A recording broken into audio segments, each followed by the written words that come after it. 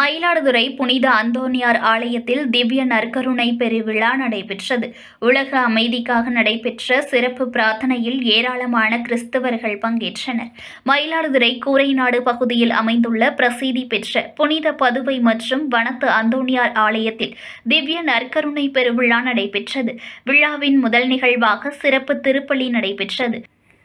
மயிலாடுதுறை மறைவட்ட அருட்தந்தையர்கள் இணைந்து திருப்பலி நிறைவேற்றினர். இதைத் தொடர்ந்து ஆலய வளாகத்தில் திவ்ய நற்கருணை பவனி மற்றும் ஆராதனை நடைபெற்றது.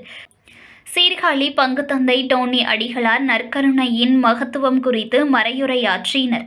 புனித அந்தோணியார் ஆலய பங்குத்தந்தை ஜான் பிரிட்டோ அடிகளார் உலக அமைதிக்காகவும் மக்கள் நலன்களுக்காகவும் சமத்துவம் சகோதரத்துவம் நிலைத்திடவும் வேண்டி சிறப்பு பிரார்த்தனை வழிபாடு நடத்தினர்.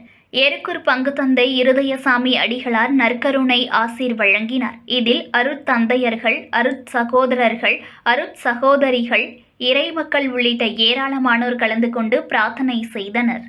நியூஸ் ஒன் தமிழை லைக் பண்ணுங்க, கமெண்ட் பண்ணுங்க, ஷேர் பண்ணுங்க, மறக்காம சப்ஸ்கிரைப் பண்ணுங்க.